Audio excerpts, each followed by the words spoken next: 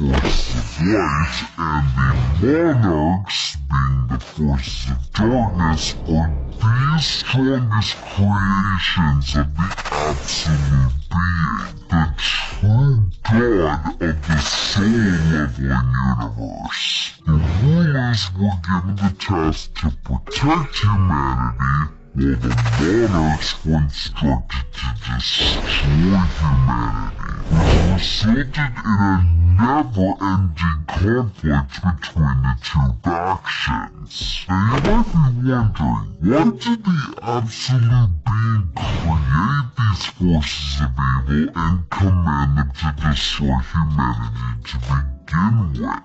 Well, the answer is actually kind of funny. The absolute being was bored and wanted a new form of entertainment, so the guy literally started a never-ending war. Now that's an extreme form of entertainment, and when the rulers eventually came to the realization that the absolute being gives zero fucks about his creations and just wants entertainment, they rebelled and eliminated him. Now that's a weak-ass god if you ask me.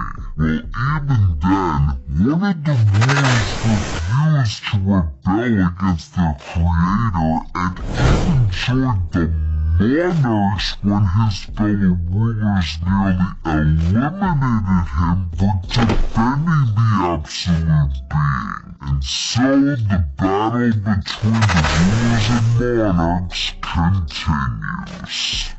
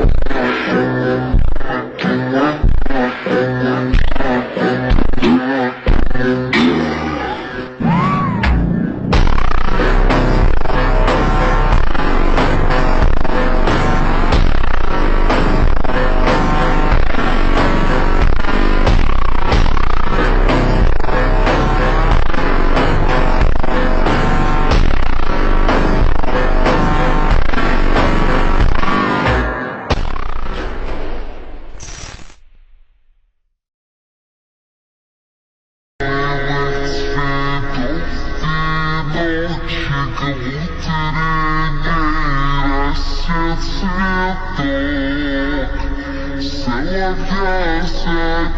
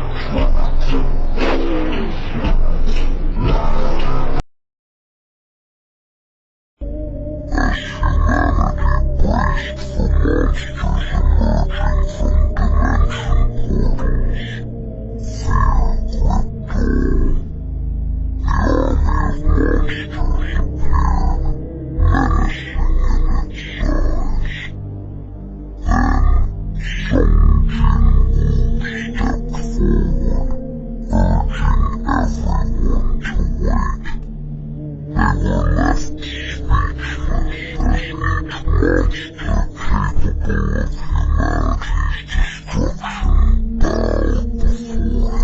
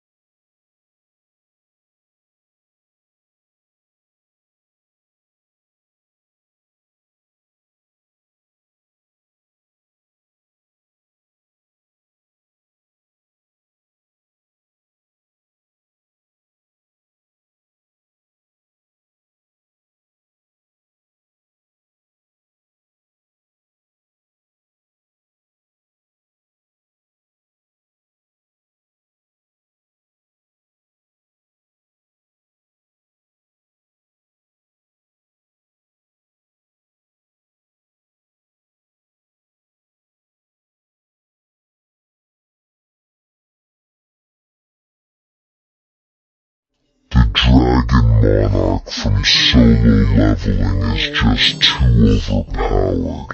His ability is often misunderstood by the readers. Antares is the king of all dragons, and the only monarch who can stand toe-to-toe against the Shadow Monarch. When he arrived on Earth, he was greeted with multiple bombs and explosives, but it didn't even move the dust from his body, let alone him. He is said to have the ability to destroy galaxies like they are just toys. This event happened frequently during the fight between monarchs and rulers, which is also how the monarch finally inhabited Earth. But Earth was so weak that the monarch's presence alone could destroy the planet. In the SL verse, there are few to none characters who can pose a threat to the King of Death. Antares happens to be among the few. He is a character that embodies destruction at its finest. He is so strong that he couldn't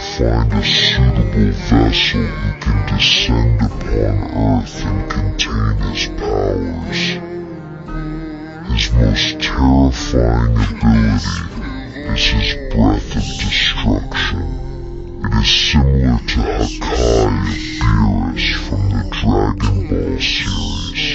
His breath can even kill shadow soldiers from their roots, meaning they can never regenerate and are gone forever. This implies that he can even overpower death. That's why the word kill doesn't explain his horrifying ability. If we explain it in a metaphorical way, this would be similar to erasing someone's existence. For instance, if a character is killed, he can in some cases can be resurrected in animes or manhwas. But if a character is erased from existence, it would be similar to saying that he was never born in the first place. And that's exactly how Antares' ability works. This attack makes so that a character was never born in the first place, so the question of dying doesn't remain. That's also why he couldn't find a suitable vessel, because the only one who can contain the power of death is Jin-woo. Similarly, the only character who can negate death and override it would also have to be Jin-woo, and that's why.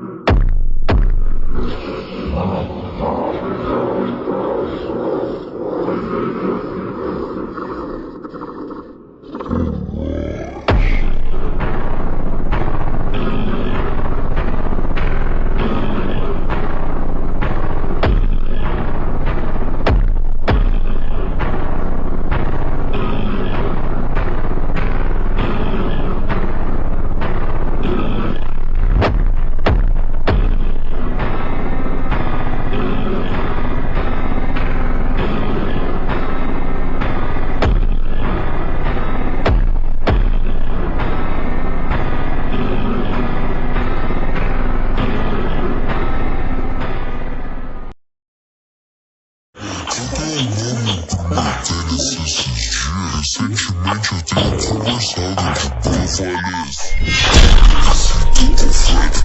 Pode placar nossa mesa, deitei pode focar as featitude, quero quero cash cooptado, sai de pau. Spread beat quando eu mando, foca de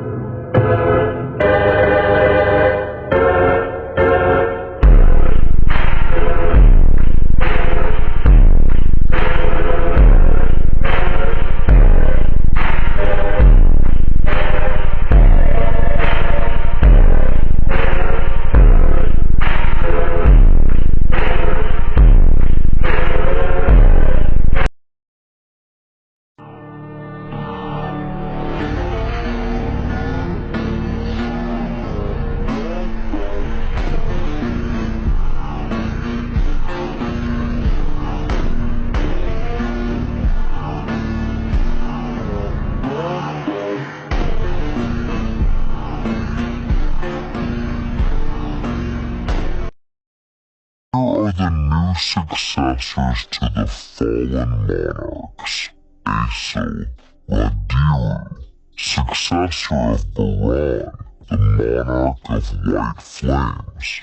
Gray, successor of Rakan, the monarch of fangs. Queen Bee Arsha, potential successor of Croatia, the monarch of plagues. Circa, successor of Silad, the monarch of frost.